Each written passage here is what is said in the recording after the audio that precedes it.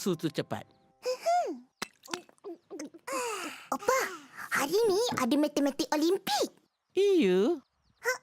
Cikgu kata bersukan sambil belajar matematik. Bagus tu. Dah sarapan dan minum susu ni, minda cerdas, bantu badan sihat. Mesti boleh buat elok-elok. Pasti boleh.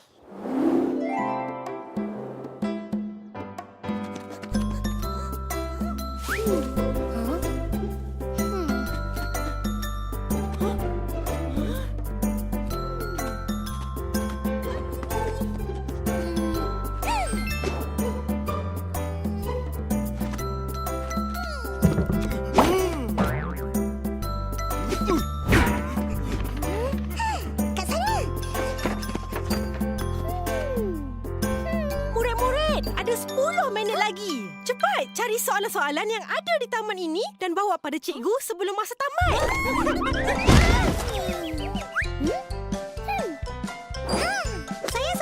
Saya jumpa soalan. Meme ada 3 biji apple. Susanti bagi lagi 2 biji apple. Berapa apple yang Meme ada sekarang? 5 biji apple. Betul. Tambah 1 markah untuk Meme. Bagus.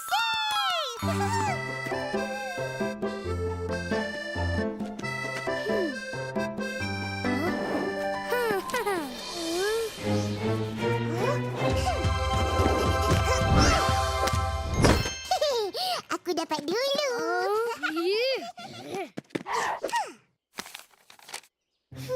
Atuk ada 4 ekor ayam. Seekor lari, membawa diri. Berapa ekor ayam yang tinggal? 3 ekor. Bijak, bijak, bijak. Cikgu, nah. Susanti ada 6 belon. 2 belon meletup. Pom, pom. Berapa tinggal? 4 belon. Yeay, betul. Pandai Susanti. Upin lompat dari nombor 5 ke 7. Apa nombor di tengah? 6. Pandai.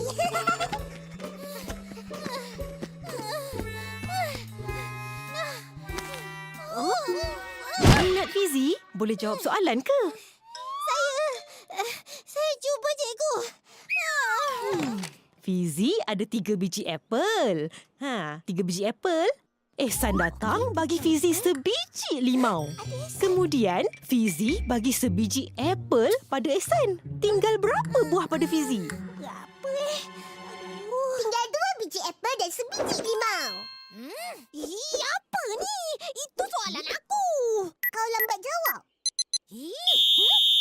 Tamat! Masa dah habis. Mari tengok markah semua. Soalan tadi cikgu tak kira sebab Fizi lambat jawab. Juara matematik Olimpik kita dengan markah terkumpul 10 ialah Upin dan Ipin.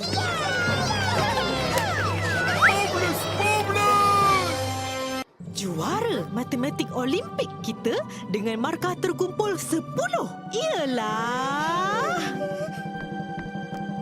Upin dan Ipin. Laju betul korang cari soalan. Semua jawapan betul pula tu. Yalah. Upin Ipin pandai. Cikgu tengok Upin dan Ipin sangat fokus dan cergas dalam aktiviti tadi. Jadi, apa rahsia? Kongsilah dengan kawan-kawan. Oh, kita orang setiap pagi dan petang minum susu. Betul. Oh.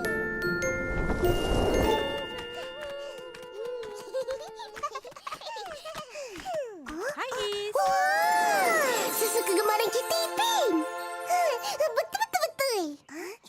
Tengok. Akak, nak beli ni? Amboi, kalau susu yang dia suka, cepat aja jumpa. Mestilah. Boleh belikan? Bolehlah, Kak. Boleh. Akak pun memang mencari nak beli susu tu. Kat rumah dah habis. Yeay! Ini paling sedap kegemaran Upin. Yang ni lagi sedap. Ni lagi sedap. Yang ni. Bukan. Yang ni. Sudah. Hei, Semua perisa susu ni sedap.